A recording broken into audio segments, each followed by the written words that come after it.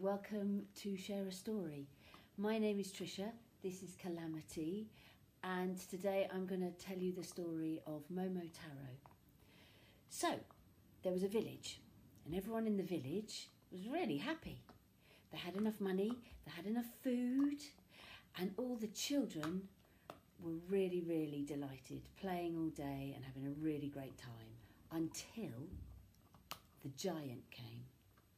Now this giant was a real bully and a real nasty giant, and he just turned up and he said to everyone in the village, "Give me your money, give me your food and give me your kids." And he took all three. Well, the village completely changed. It became a sad, cold, miserable place. All of the parents and all of the adults in the village were very, very sad. And on the edge of this village lived an old man and an old woman. One day, the old woman was washing her clothes in the river when she saw something coming towards her, bobbing along on the top of the water. "Husband, husband," she said, "come quickly."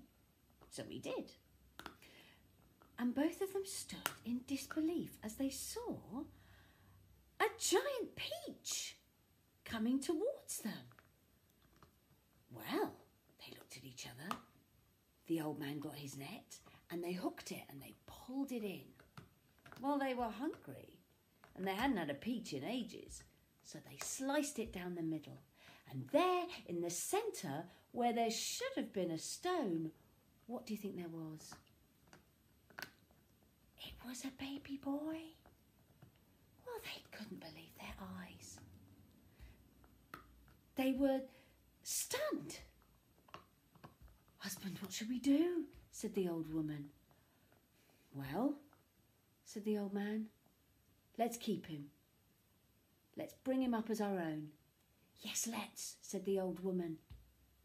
"And we'll call him Momotaro, which means son of a peach." Now, because Momotaro was magical, he came out of a peach, for goodness sake. He grew up very quickly, and before he knew it, he was 15 years old, and he said to the old man and the old woman, "Mother, Father, it's time for me to go out into the world and make my fortune. And I'm going to find that giant, and I'm going to get back the money and the food and the children." Well, the old man and the old woman were worried and sad, but they knew he had to go out into the world and make his own way. So the old woman made him a load of millet cakes and she put them in his rucksack. And the old man gave him his stick. They gave him a big hug goodbye and off he went, traipsing along until he got tired and he saw a really cosy looking tree, and he thought, "I'll sit down there, just have a rest." No sooner had he done so, well, he fell asleep. Of course he did, he was tired. And out of nowhere jumped down a wild dog. Maybe it was a black dog. And the dog said, "What do you think you're doing here? This is my patch. Who do you think you are?" "Well," said Momotaro, laughing, "well, I'm Momotaro." And the dog was just so shocked at how calm he was and how he just said his name that he rolled over on his back and he showed his belly.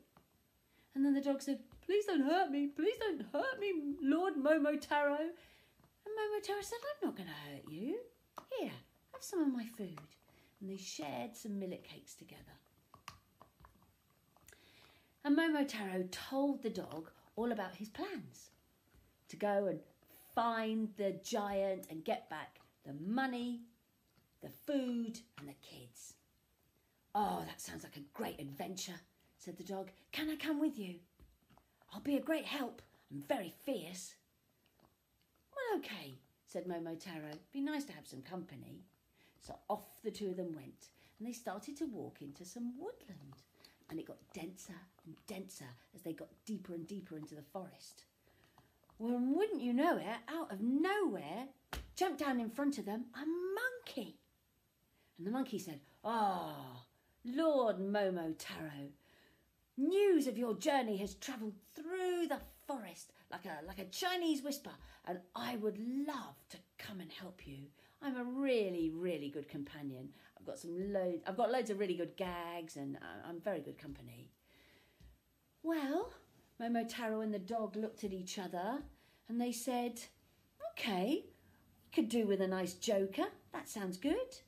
So off they all carried on, and suddenly the dog went darting off into some woodland, and the monkey and Momotaro had to chase off after him. And when they got there, the dog was barking at this little bird who was putting up quite a fight and sort of chirping back in a really quite, scary way. Come here, said Momotaro to the dog, and he was a good, obedient dog, so he did come. And Momotaro went up to the bird and said, "You're very brave." "Well, you've got to look after yourself, haven't you?" said the bird. "Would you like to come on our adventure with us?" And he explained to the bird all about the giant and the food and the money and the children. And he said that the monkey and the dog were coming along and would like to join. "Wow, that does sound good," said the bird. So off the four friends went together, and they came through the forest and to a shore where there was a boat. Of course there was a boat. And there was room for them all to get in as they set off for the giant's island. The bird flew up high above them and indicated where the giant's island was, and they made their way to it. And when they got there, they pulled the boat over to the side and they hid it in a cove. And off they went walking to find the giant's castle. When they got to the castle, they realised there was a wall all the way round. So the dog started to dig a hole underneath the wall. And the monkey, he started to collect a load of boulders and stones and rocks right at the entrance, those gates that led up to the castle. And the bird flew up to the top turret of the giant's castle. Now, when the dog had dug the hole, Momotaro and the dog went in and under the wall and made their way towards the giant's castle. There was no one there, so they let themselves in. No sooner did they get in, but they saw this table groaning with food. "Well," said Momotaro, "that's going in my rucksack." So he started to put it all in, and of course, because Momotaro was magical, his rucksack was magical, and somehow all of the food fitted in there. Well, the dog went sniffing around, found a safe, which was open, containing all of the money that the giant had taken from the village. That rucksack still had plenty of room in it for all that money, because it was magical. And then the dog and Momotaro started to look for the children, because they couldn't see them anywhere. And then they heard this noise. "Oh, help us! Help us! Help us!" "Yeah, that's right, Kalam. Help us!" Kalam went over to this door. And he beckoned for Momotaro to come over. And Momotaro unlocked it, opened the door, and it was really dark down there, but he could see all these eyes looking back up at him. And he thought, "I found the children. Clever dog, you found the children." And they all came out going, "Oh, we've been in there for ages. Oh, it stinks down there. Oh," and they all came out. "Now shush, because we don't know what's coming. And we better be careful, because we know there's a giant around." There was this big sort of roaring sort of yawn that came from upstairs. The giant had been sleeping, lazy giant, and he was coming down the stairs. So they started to make a quick dash for the door, making sure all the children got out first, and then the dog, and then Momotaro. But the giant realised what was happening, and he started to make his way down the stairs very quickly, coming after them through the door. They were running towards the gates leading out of the giant's castle, and they opened up the gate and they went through, and the giant was coming after them and coming after them and coming after them. The bird, meanwhile, was calling from the top turret of the bird's castle, going, "Caw, caw, caw! We're an army and we're going to get you! Caw, caw! We're an army and we're going to get you!" Well, the giant didn't know what that was about, but he kept running and running. And as everybody made their way through the doors, the giant then came through those doors, those gates, through to his castle. And as he did so, well, all these stones and boulders and rocks were coming at him. And he thought, "Oh my goodness, there is an army out here." And he started to run and run and run. And I think he's still running now. Well, it wasn't an army.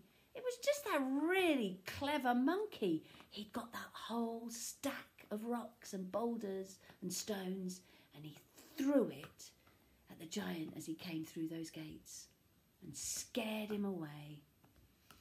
Well, the children, the dog, the monkey, the bird and Momotaro, they all made their way back to the boat. And because it was Momotaro, of course it was a magical boat, so everybody fitted in it. And the bird flew up high again and guided them back to the shore, where they came through the forest and made their way back to the village. And everybody was amazed. All the parents couldn't believe that their children were safe and well and back in their arms. And they were also so relieved to see their money. They really needed that money. And then, to top it all, there was a feast of all the food from the giant's table. And they had a massive party to celebrate. And the dog and the monkey and the bird, they were made special honorary citizens. And Momotaro, well, he was welcomed back like a hero. And his mother and father, the old man and the old woman, were so very proud of the son of a peach. I hope you've enjoyed Share a Story from Roundabout Dramatherapy today. Storytelling and story making are at the heart of how Roundabout ensures everyone's issues and voices can be heard. If you would like to make a donation to support the work of the charity, they would be very grateful for your support. A small gift will make a big difference to the children and adults they support. So thank you. Bye-bye.